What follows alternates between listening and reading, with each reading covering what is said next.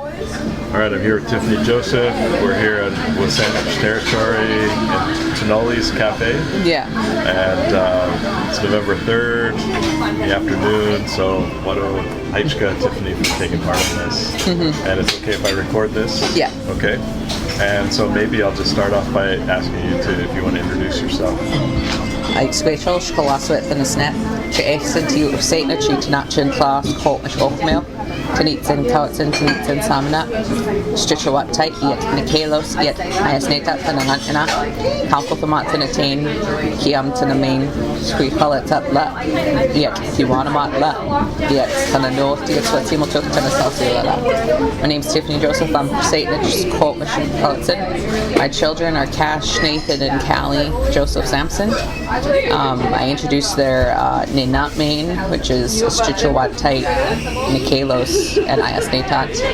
My sons' names, they both mean that they're smart, and that's because I wanted my Indigenous boys, who are, in my lived experience and observations, is that like they are often treated like problems in the school system, and could be made to feel like they're not smart, but they're wanted them to know that they're smart. My younger son's name has the added quality of sensible.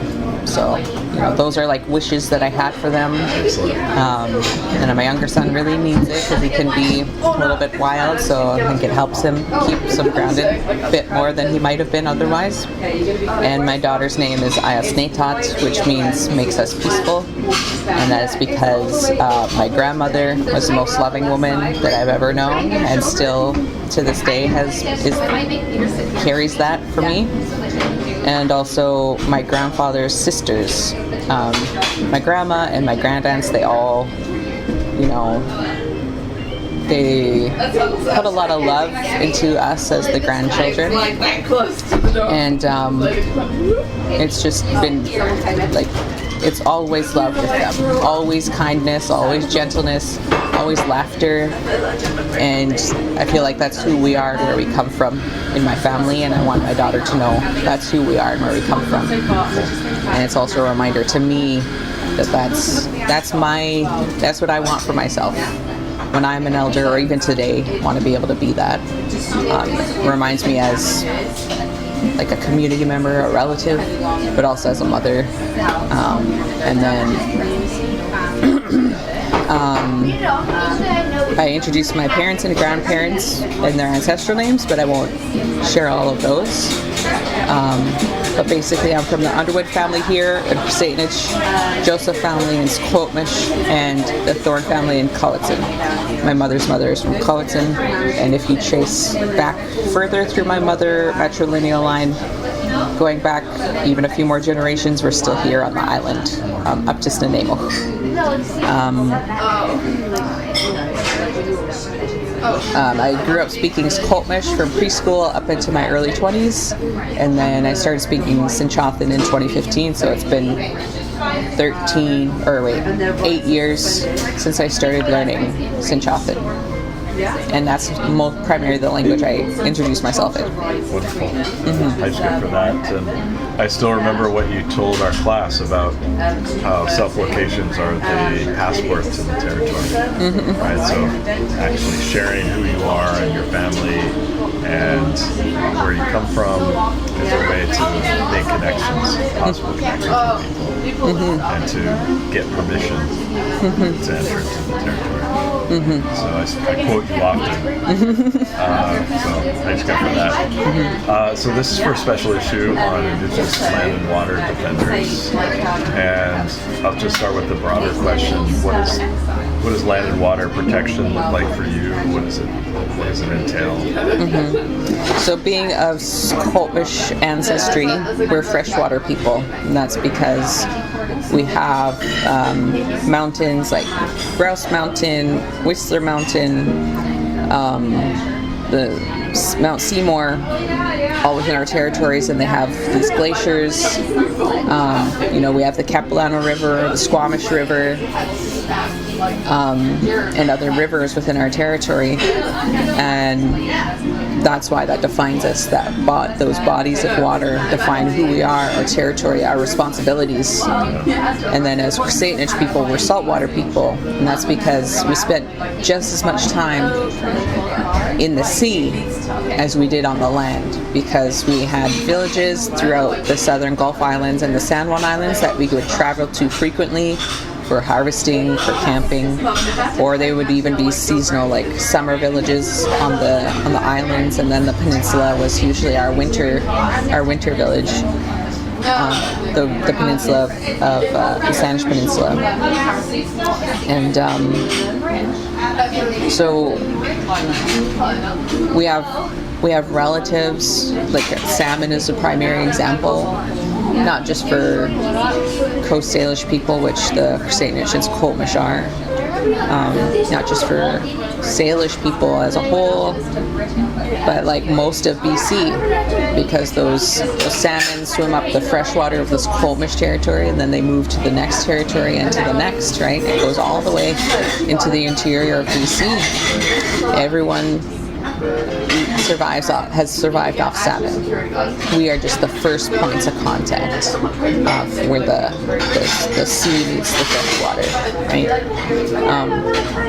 And so there's not just a responsibility to these bodies of water, but an identity with them, you know. And so as Satanage people, one of our first ancestors was the rain itself. So to be Satanage means I'm a descendant of the rain, and his name was Slamo. And it's a very similar word in Squamish. It's slump. And you could say that even in Sinchothan as well. Each alteration of that word is going to mean something different. So slumok is rain itself in a noun form. Slumok is a verb of rain. So that it's raining right now. Itlamok, it's raining. Itlamok, it's raining a little bit. So every alteration, infix, prefix, whatever you'd like to call it, is going to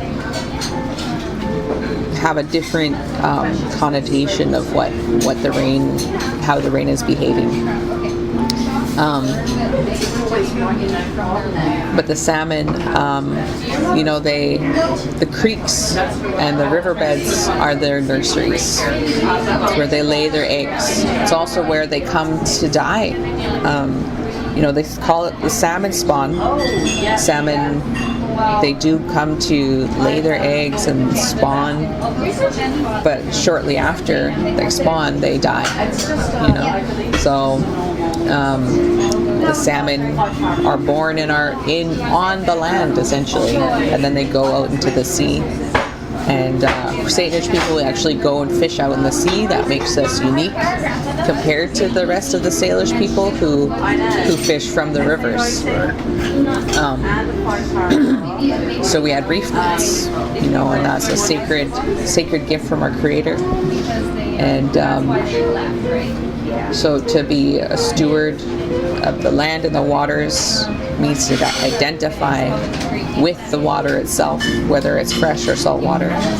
And I kind of have a joke where I say I'm brackish water, because brackish water is actually salt and fresh water mixed. But it's also like it's a fertile water for shellfish, because you're going to find shellfish in abundance where fresh water flows out into the salt water. Like, so when the creeks go out into the ocean, that's where you're going to find the best places for harvesting clams. And we would have made shellfish gardens in those areas. And shellfish gardens are actual constructs of walls, big rock walls that would have kept the clams in, allowed water to ebb and flow through it. But it allowed us to create biodiversity as well, because we would be basically planting the clams that we wanted to eat. And there's so many different types of clams. There's like butter clams and little necks and things like that. And we would plant each and every one of that we were really interested in growing in a certain area. But with that knowing of as identifying with the water, we essentially identify with these watersheds. And those watersheds are places that we have a responsibility. And when I was growing up, I was always told that language comes from the land.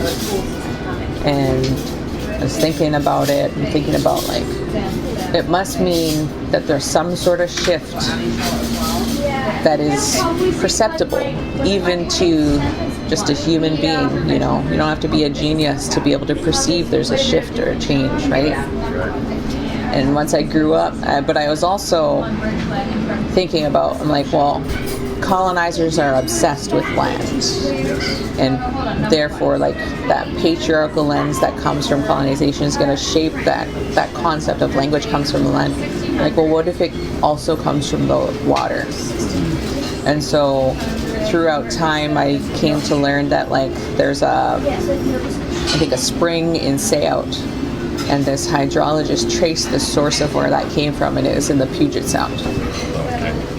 And those are Coast Salish people too. Yeah. So I was like, we really are connected through water as well. It's connecting us in ways that we don't even know.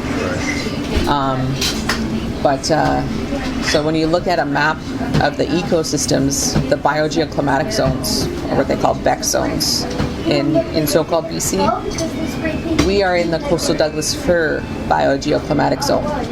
And so bio refers to, like, basically the most dominant tree species within an area. Geo describes, like, the fact that we're in a rain shadow, you know, and then climatic is what, like, how the climate behaves.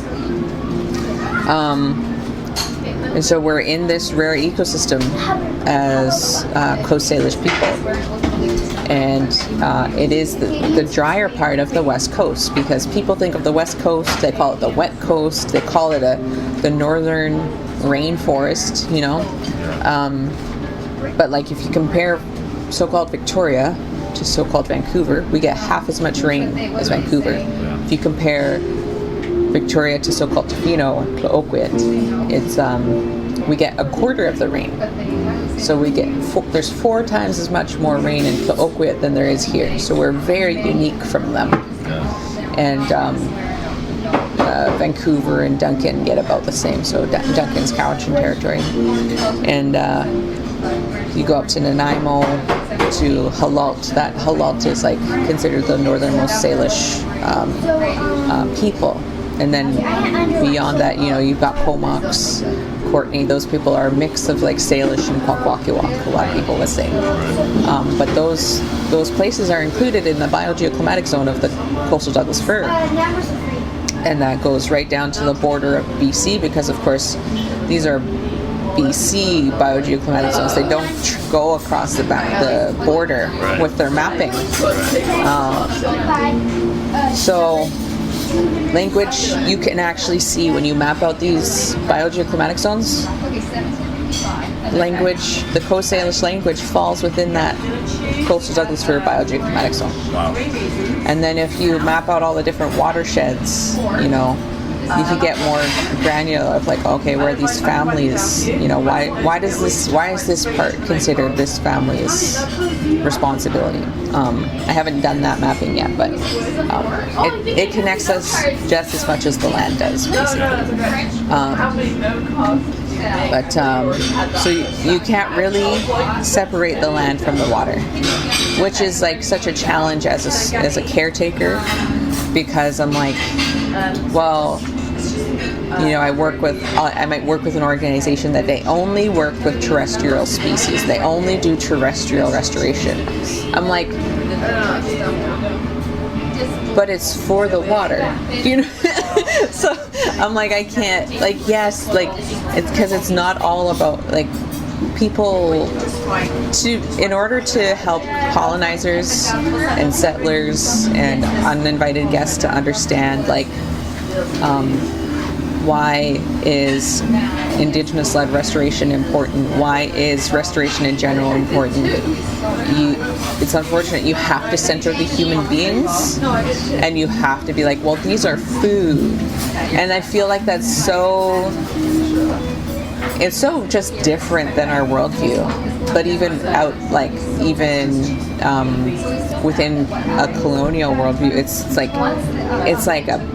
like baby level of development. Like, this is food. See, this is why this is valuable to people. Isn't it so good that, like, isn't this plant so, don't you see how important this plant is? Because it's food to these people. It's medicine to these people.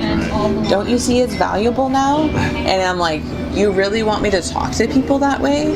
You know, because that's what I see settler organizations doing, how they talk to other settlers. I'm like, if that's how you work and if you find it's effective, that is how you're going to do things. For me, I actually don't work with these plants as food and medicine very often. I'll pick berries, but I only pick what I'm going to eat, like literally there. Right there. I don't like pick them so that I can take them home and have berries at home. Like, I'm just like, I'll eat as much berries as I can eat in this moment. That's the level that I pick. And then, but I restore because I feel like there's not enough. And there's people who already know how to make medicines. Or there's people, they feel very strongly and confidently that that's what they're here to do. And like, I have a sense of that, but I'm like, but still, like, I want other people to have enough. And maybe that's because we come from like what you can call a gifting society or whatever, where to be I guess a respected person, you have to care for others. Maybe that's why I do it. I don't know, but I'm just like, at the very least, that's been imparted upon me.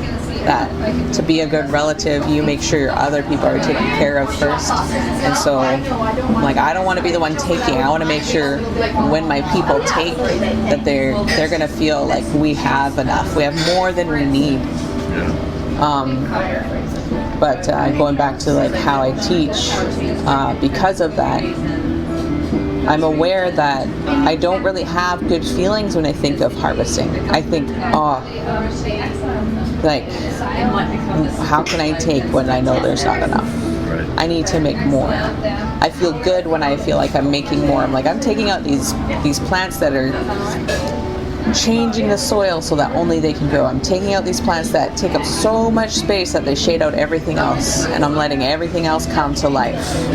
Because it's not just about my people, it's about the plants themselves. I'm like, there's so many invasive blackberries. If I could cut them all down, how many native plants are just going to come through on their own without even the addition of planting, you know? Not even digging them up. How many plants come through just by having light, you know? And that's very like a rewarding experience. And a lot of people, they think, oh, it's just like a bunch of labor, right? I'm like, no, this is a good labor. It makes me feel good because even if I just did a little bit, it does so much, right? But that's why I do restoration, and when I teach others about the land, the water, restoration, being a caretaker, really what I just teach them is about good thoughts and feelings. I eat squalquins in Sinchothan, hot squallowin in Squamish. Hot squallowin is what I would have learned first, and I learned that from my grandma. And the way she taught me that was because I have two sisters who are really close in age to me. I have a third sister, but she's much younger. She's 17 years younger than me. So a lot of my early childhood lessons, she wasn't even a twinkle in my dad's eye. So she had me and my two sisters and my cousin. We're all born between 1985 and 1988, right? So we're really close in age. And she said, basically, like, do you girls know the rule of when you're cooking? And we're like, no. And she's like, you always have to have good thoughts and feelings when you cook food.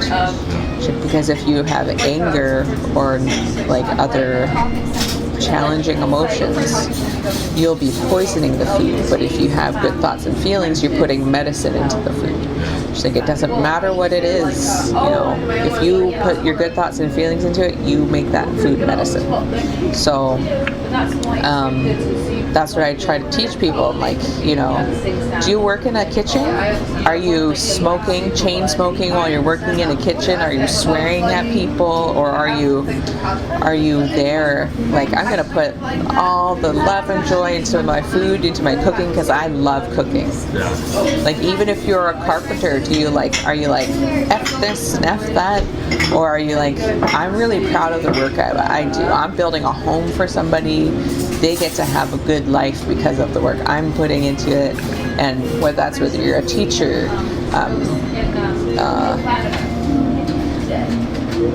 an artist, a singer, you know, anything we do in life, we should be having those good thoughts and feelings.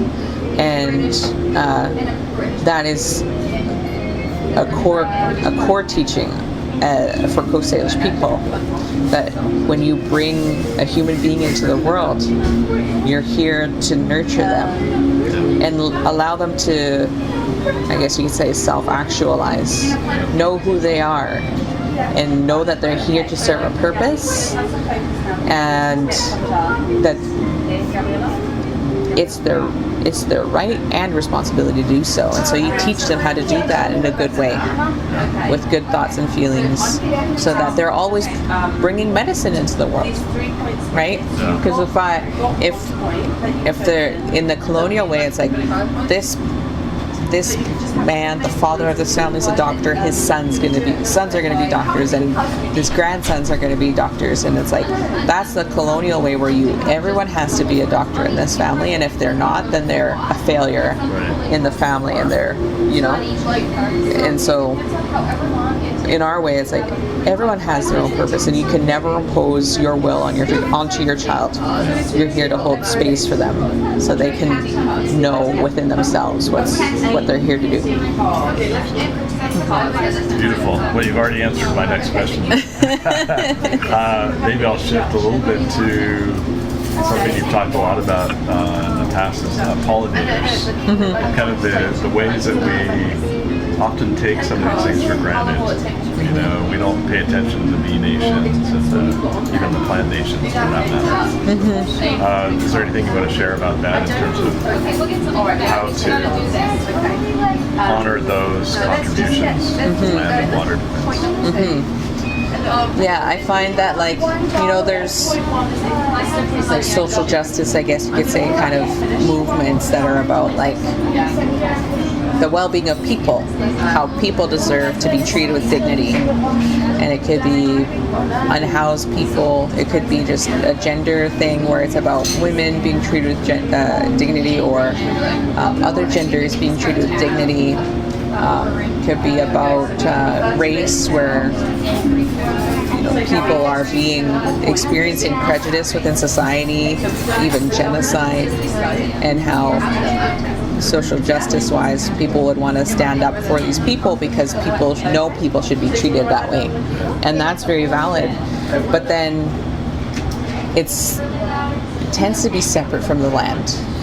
Tends to be separate from the environment, because when I see an injustice happening to a whole ethnicity, I see those are caretakers of the land who are being at risk of being lost from the face of this earth.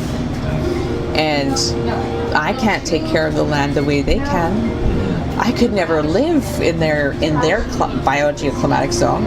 It's way too hot, it's way too dry, and maybe even those foods might have too strong of a flavor. Like, I'm supposed to eat salmon and berries. I'm not supposed to have all these different other flavors, which, you know, today I have the privilege of enjoying and loving in some ways, but, like, also it doesn't always agree with my body. So as much as it tastes good, it doesn't jive well with my body all the time. But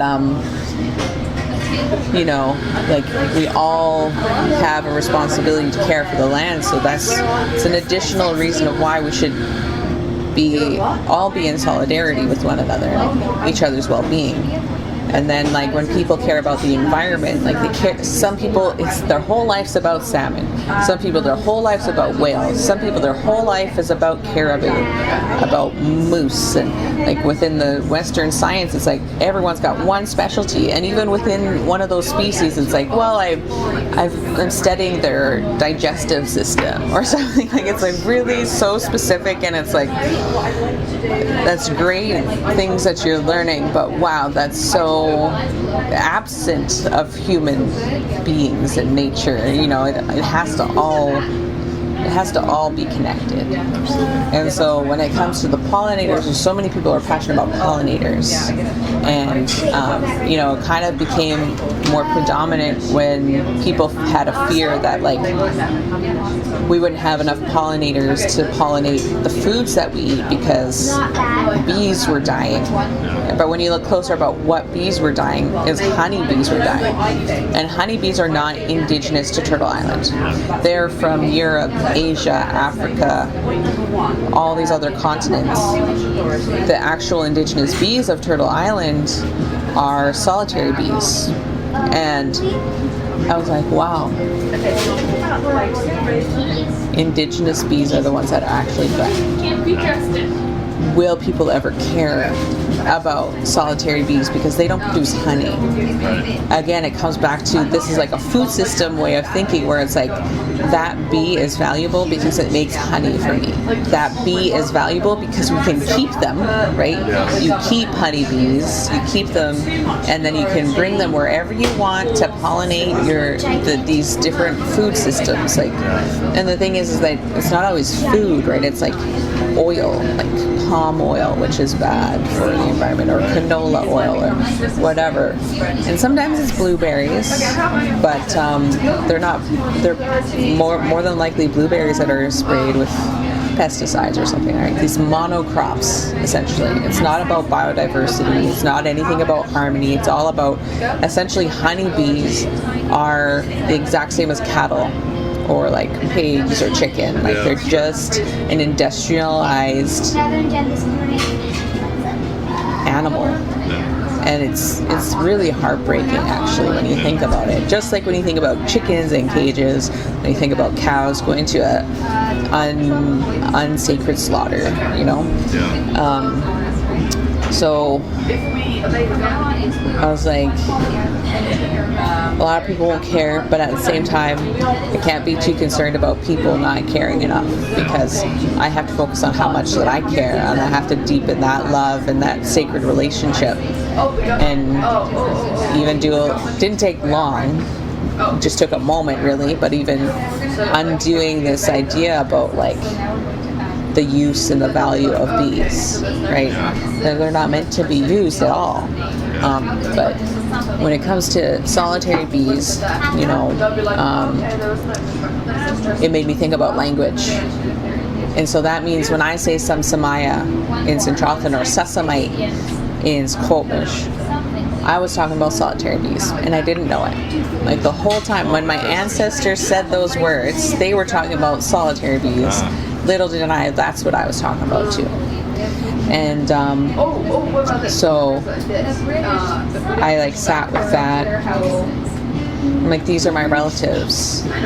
These are beings that I have a sacred, an ancient sacred relationship with, that I have not been able to nurture for a long time. And I even thought about, you know, again, going back to that food system way of thinking. I will say that I feel like men had a strong influence on how language is talked about, because there's a word in Sinchothan that I would never actually say, but I read it and I was like, oh my goodness, my grandma would be so, if I uttered that, the equivalent of that in Squamish, it would probably make her tear up a little bit. Or she'd at least very pause for a significant amount of time before saying, try saying this instead. But it's one, and that kind of brings me to another Coast Salish thing where it's like, they would say, if an elder, usually a woman, ever had to correct you, you had already gone way too far past the line. because even to give you a look was like you already went way too far. To get to a point where you had to be corrected is like, whoa, you're really... So for me, that's why I don't even like to say that word, because I'm like, but I'm going to share it because it's something I heard. Yeah. So you could say, Auk. Auk means nothing. Auk means for nothing. Ait means good. So Auk means good for nothing. And I was like, gee, you can't say that. Because what the context of that is that there's plants with Sanchotha names and there's plants that don't have a Sanchotha name. Yeah. And like, why doesn't that plant have a name? It's good for nothing. Okay. Gee, you don't say that. Yeah. But that's a human-centered way of thinking, and I would never think that way. Absolutely. I was never taught to think that way. So, but I'll give grace to likely the men who had that influence. They had to work in all these different industries of like logging and even mining.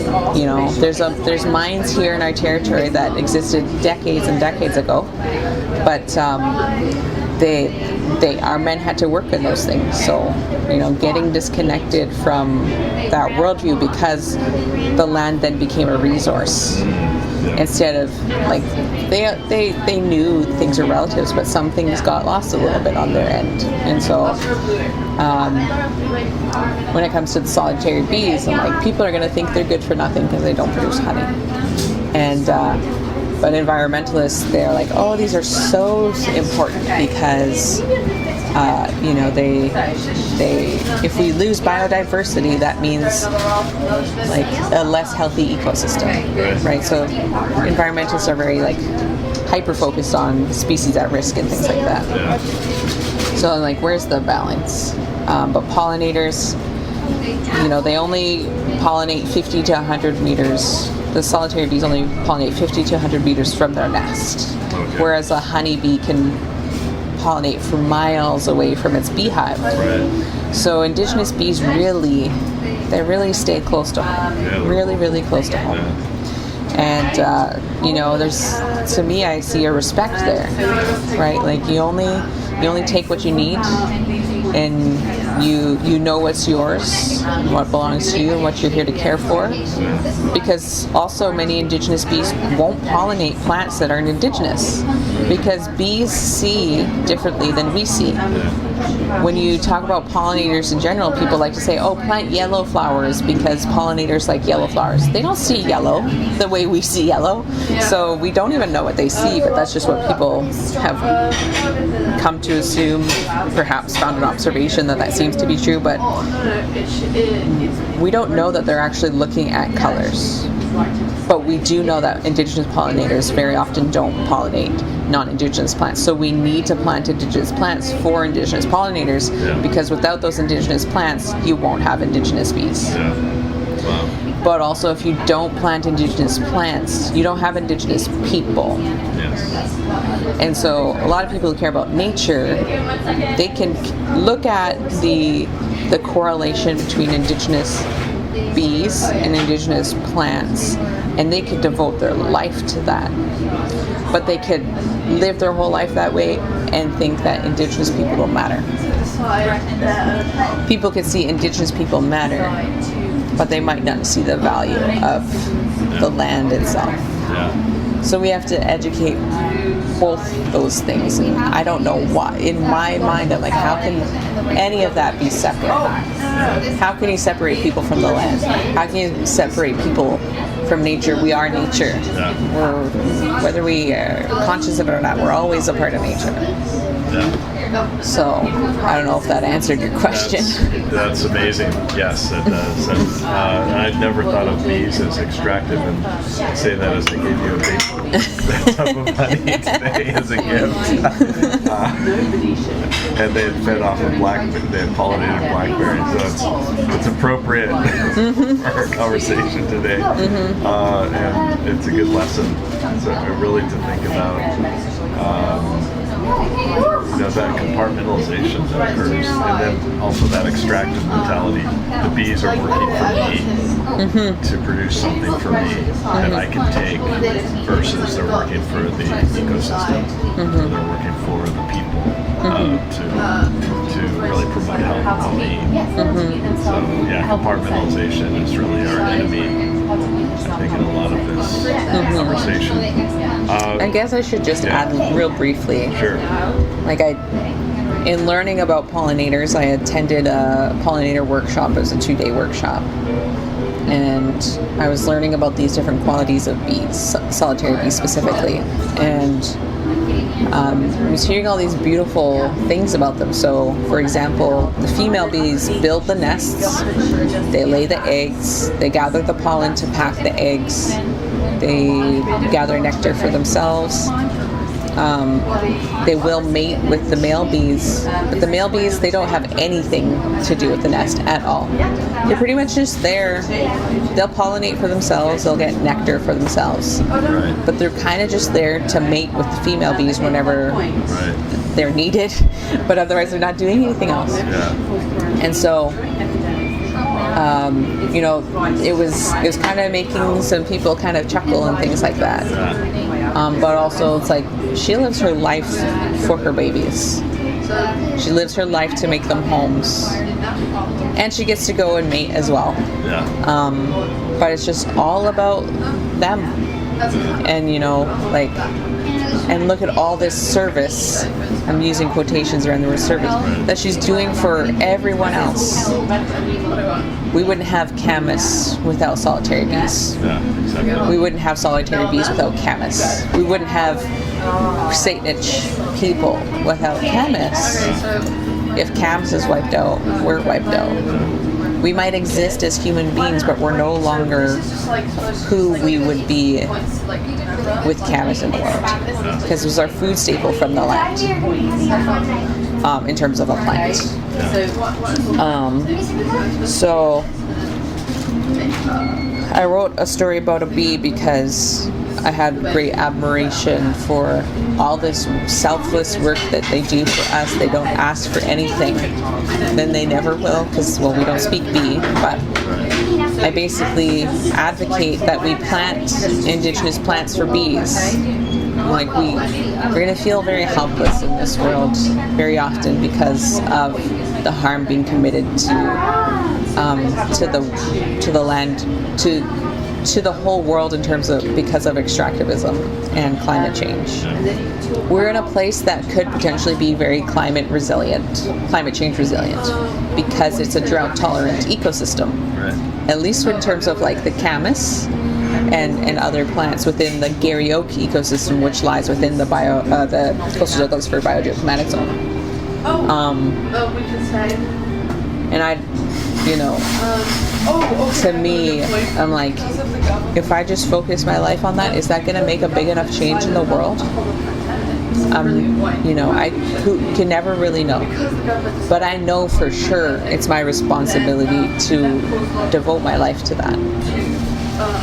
And if I fulfill my purpose to care for this land, maybe it's going to ripple out. And it's not too far-fetched, because this is a capital city, quote unquote. There's municipalities, cities, towns, the province, provincial ministries, federal ministries, most likely, all within my territory. Not only by caring for my land and am I making visual differences, I'm also being asked to educate people. I try to limit that because it is draining. But it also can be inspiring. I feel like I've made change where things that I've said come back to me. I go to a conference somewhere else and somebody's saying something that I said.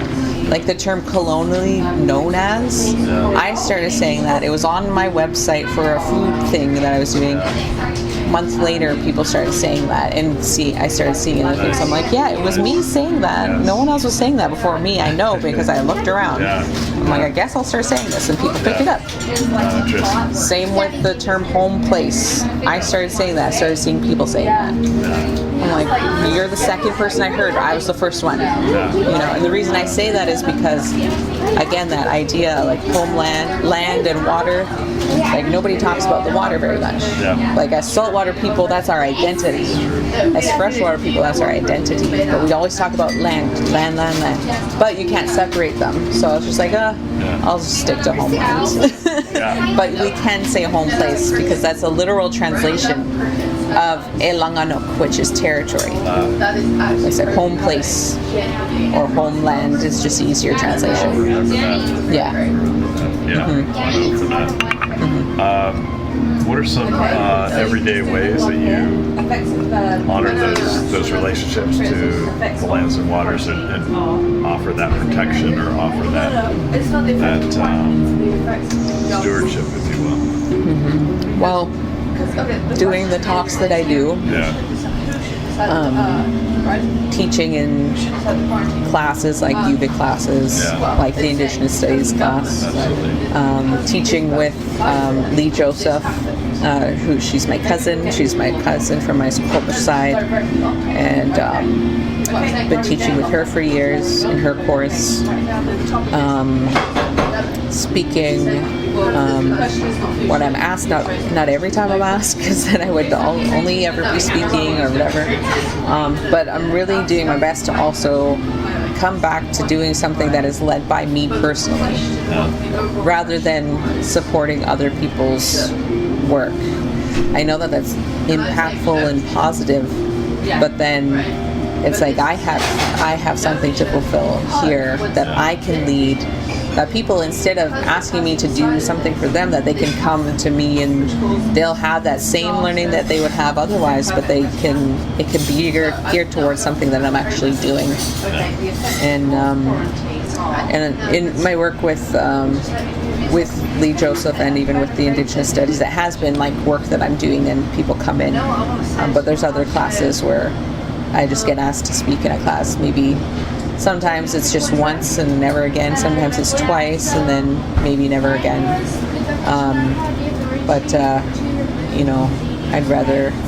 I'd ideally like people to be able to come and just learn from something I'm already doing, because then I know that I'm putting my energy into something that I truly 100% believe in. And for me to 100% believe in something, it is caring for the land, but also caring for my people. Because the one downside that I've experienced in caring for the land is that I haven't been able to incorporate caring for my people. And then I find that I get very deeply, intimately involved when it comes to helping people heal. So if I was to help somebody heal, it's all about that person, which takes time away from the land. You know, it's like I only have so much energy. I think also it's important for me to say that, like, I introduce myself and my family in terms of that identity, which is the deepest part of, like, it's almost the totality of who I am in terms of family and nations, and but also I'm indigiqueer. Could also be known as like Two-Spirit. I don't usually use that term, but I use it to help people understand that, like, I am Indigenous and queer. I don't like to use it very often because for some people that specifically means to them it's like a gender-related thing, like that they're not male or female, they're Two-Spirit. Right. I also don't tend to use it because I don't really think I think that reinforces a binary, which I don't think reflects my people's worldview. Absolutely. But also, so I like the term plural spirit if it's going to be associated with that, because it's recognizing more than two. But I'm not 100% like, oh, I'd never use Two-Spirit. It's just, it's not my personal preference.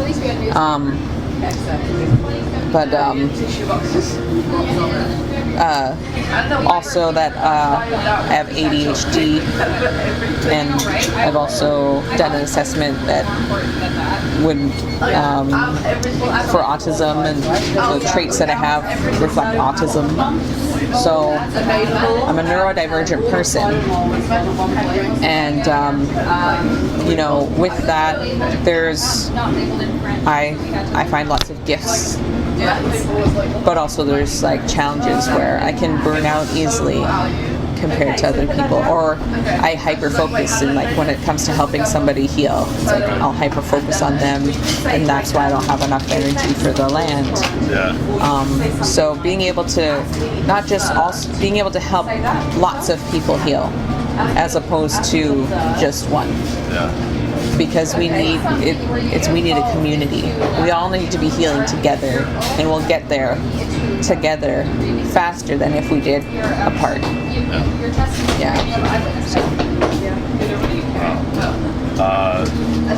Taking it all in, I think, and you started off with an introduction to self-location, if you will, and I'm sure you get this question a lot. People probably ask, what protocol should I be aware of when visiting this territory? And I don't know how you want to respond to that, but is that something that's, for one thing, does it come up a lot, and do people honor what you tell them or what you share with them? Just being the protocol of like introducing yourself is just being transparent, right? Essentially, of like, I am a guest here. I'm an uninvited guest here. It's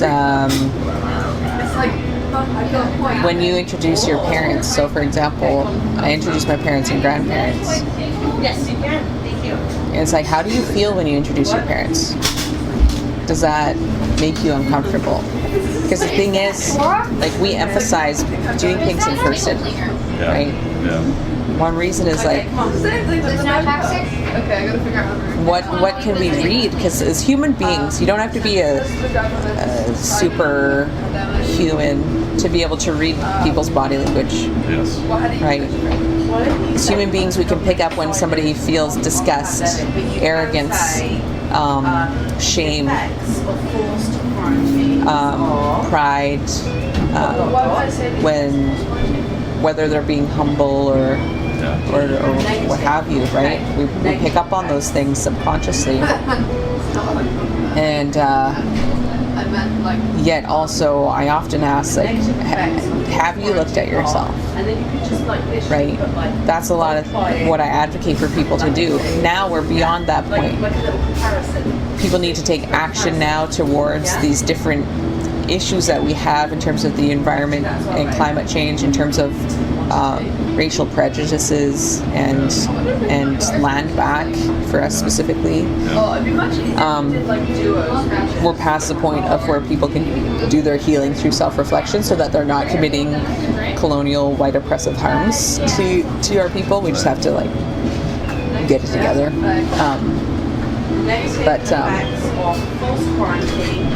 You know, being able to see if somebody actually feels comfortable in their body. You're not a safe person if you don't feel a certain level of comfort in your body. You know? And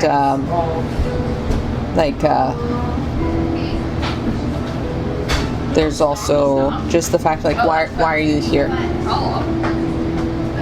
When you introduce yourself, you state what you're here to do. Yes. Too often people have an agenda.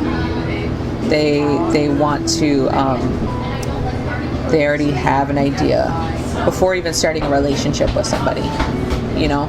It's like, can you just show up? Can people just show up and not have an agenda? Is that possible? You know? But also, like, recognizing sometimes you just have to go with your gut and be like, you do have an agenda, but it's an agenda that I'm on board with already. You know?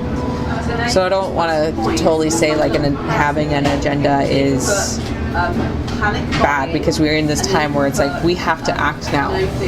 We have to get this change going.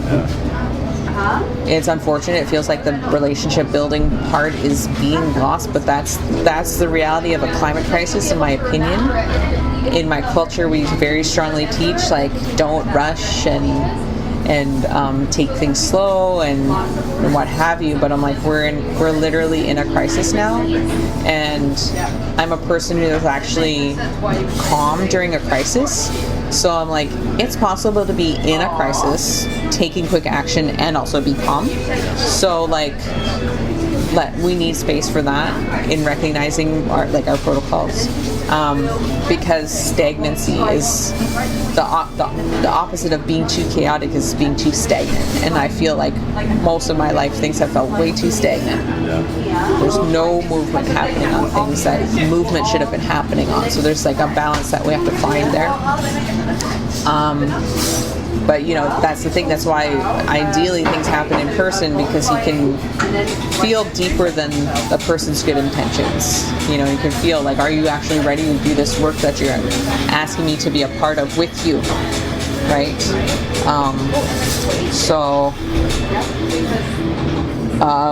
Ideally, people will be taking time for now and moving forward when they come to our communities to just be willing to show up and build relationship. Recognize that, yeah, you want Indigenous leadership, but you're probably not ready. You want to do the right thing, but you actually don't know how. And that's that. But at least here is a place that you can learn to do that, or at least here you can actually be a part of this thing that you say you want, right? If you want to be a part of an Indigenous-led project, we'll provide that. And if you genuinely want that, then you're already getting what you want. Does that make sense? This is an Indigenous-led work. By showing up, you're a part of that, and that's what you said your intention is. So, done. There you go. Yeah. It's full accountability. Yeah. Immediate accountability. Mm-hmm. Yeah. Because what a lot of people like to do, they do extract us. Like, I have this thing going on over here. If you do that, I get to have this on my resume, I get to have this on my website, I get to have this in my bio, or like I get to have my job longer. I get to maybe get paid more. I get to apply for this grant that I couldn't apply for. That's where all the money is now, is with all the Indigenous stuff. So can you work with me? Because that's where all the money is. And using you to leverage their own salary increase or marketability. Yeah, it's outrageous. And yet it happens a lot. I think in academia as well. Helps build people's names. Yeah, mostly academia and nonprofits.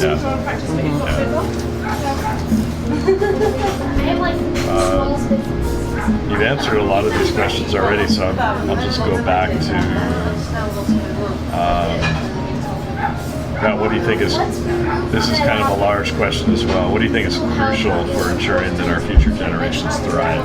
And I think about that a lot just myself. That's why I ask it, is kind of, what is it I want my daughter to know, but also her kin, our relatives, the plants, the waters themselves, what needs to happen so that they thrive. Also that abundance that you were talking about earlier. I have to provide a little bit of context of what's going on right now, right? It's, what's the date today? The 3rd November. 3rd of November? Yeah. It's November 3rd, 2023. People have started waking up to the genocide of Palestinians on October 7th. So not even a whole month. But this has been going on for decades. Yeah. And I started learning about it maybe 8 years ago. So in the grand scheme, I'm still kind of new to this, but compared to people who just woke up to this a month ago, I'm not new to this. I've been sitting with this sadness that the colonization that came to my people in the 1800s basically only landed on the Palestinians in the early 1900s is when it started, but the Nakba in the 40s after World War II. Yeah, exactly. That's so recent. Yeah. And yet it's happening so fast. They've been being killed so violently and quickly compared to us. and it's painful for what happened to us, and it's horrible. It's genocide. People actually invalidate that because it's not happening so fast. Yes. You know, it's a slow burn of genocide that we experience as Indigenous people. Yes. And then, you know, Palestinians are going through it and people are denying it's genocide because it's people who previously survived genocide who are allegedly committing this genocide, but it's not actually Jewish people committing this genocide, it's Israeli Zionists. But specifically, like, has nothing to do at all actually with any identity. It's with greed. Yeah. And a very sick person, very sick people who want to be able to control the little bit that's left of Palestinian occupied land, which is insane to me. They stole like maybe 99% of the land, and they're like, we need to kill every last one of you so we can get that last little bit. It's insane. That's the context of what I'm about to say. But also, this would have been true 38 years ago, the day I was born. What we need to do for the future generations is walk out. We need to just... all of it needs to stop now. Trudeau has not said anything about a ceasefire in Palestine, and yet he's trying to go to mosques to get a photo op. Trudeau is committing genocide to Indigenous people, but he's putting all this money towards IPCAs and to different programs within different ministries. But yet, is he stopping these pipelines? No, he's now made it the financial fiscal responsibility of Canada. He's not honoring Indigenous people here any more than he's honoring Palestinians. So we need to just stop being a part of the system. That's what we all need to do. Not just like everyone needs to, because it's not just Indigenous people's lives at risk now. It's not just Palestinian lives at risk now. It is us and the world. There's flowers blooming in the Arctic right now. And there's people who have no idea. They're totally clueless about this genocide because of the anti-Muslim rhetoric that they were fed after 9/11. And the thing is that we know now more than ever, though, that there are millions of people who don't want a genocide to take place. We know that I think it's 90% of British Columbians don't want old growth to be logged to death, to extinction. We know there's more of us than them, and yet we are powerless. No, actually, we are more powerful, so we need to stop participating in these things that give all of these wealthy people power, because we have been giving them our power for far too long. We need to take it back. We need to take it back for our children, for our grandchildren, because if we don't, we're losing everything. It's just facts. So it's kind of, could it be seen as land back, and then what I've heard more recently is water back? Is that what that might look like, or is that just that's a part of it? Yeah, it really is. Each and every person has autonomy. Yeah. That is a core teaching of Osage people. Your child, they came into this world for a reason. But because of colonialism, capitalism, it takes away that. And it's like, oh, you have to do this form of education.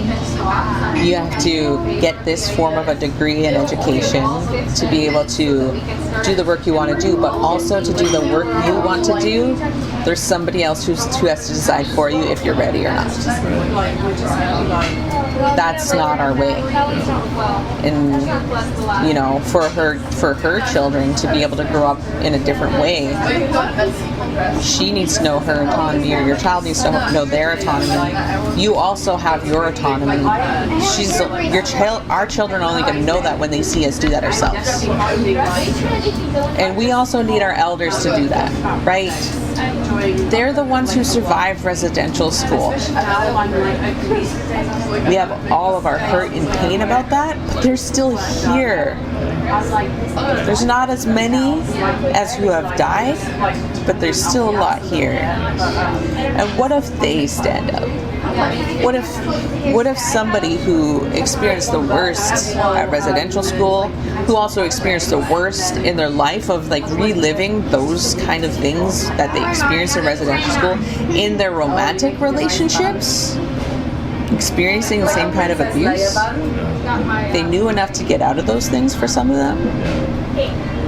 But what if they understood, like, this is your land, you're going to stand up, and people are going to follow you because you're an elder and they look up to you.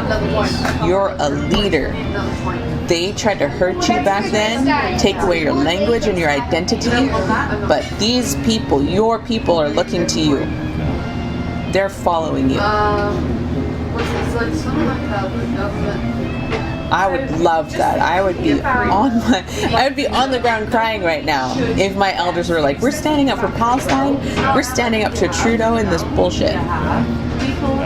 I'd be crying with pride with my fist in the air because my elders are standing up for our land and our water and our children and our future generations. So yes, it's land back, but it really comes back. Do you remember that you're sacred? You belong. You have a role. You're an elder. You're a leader. The closest I saw in terms of groups of elders doing that was in Hawaii, with the Kapuna standing against the desecration of Mauna Kea. Mm-hmm. And they were all there on the front lines. Literally, they said, we want to be on the front lines. Mm-hmm. And it was very powerful. Mm-hmm. Thanks for that. Mm-hmm. Last question, is there anything we haven't discussed around land and water defense that you think we should make sure we talk about?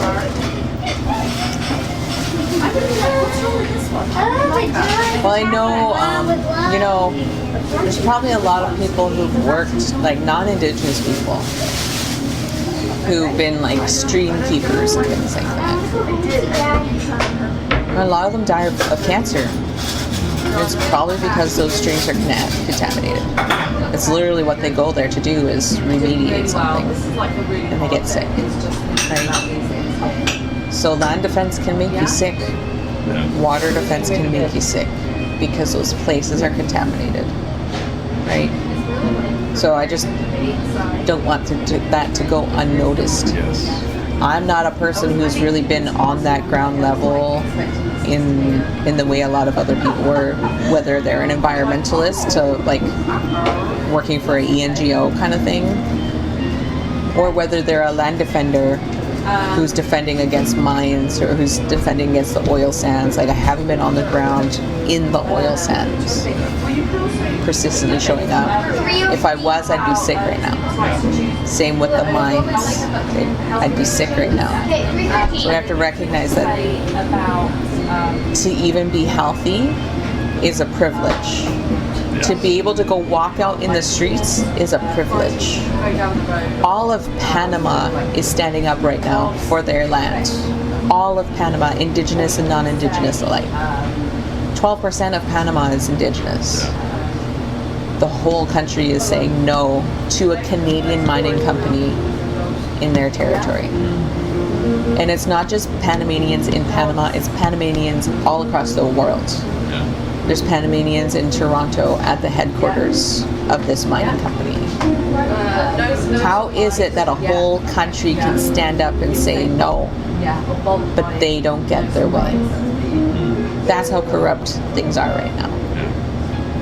How is it that people can be fighting the good fight and be getting sick and dying before they can, like, no, they're not even, many are threatened, their lives are threatened.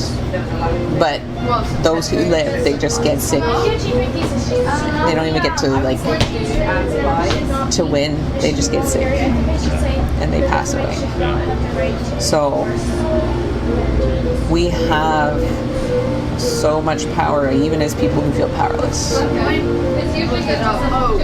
So land defense, water defense, it can mean walking out of your job, and it can mean getting other people to walk out of their job until all of this is dealt with, because Canada owns 75% of mines across the world. That's their colonial, like they say Britain invaded 80% of the globe. Canada's not far behind, and yet they're the peaceful country. Like, that's fucking crazy. And that goes back to what we were talking about before we started recording, this polite gaslighting type of oppression that Canada does. Like, oh, don't bring up conflict, we're peaceful. Like, that's the antithesis of what peace means. You have to be a part of conflict. You have to, like, face consequences. You have to have those hard conversations. You can't just like, no, we're peaceful. You're the problem.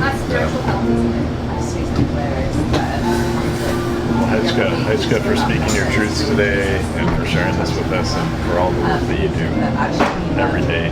So, thank you.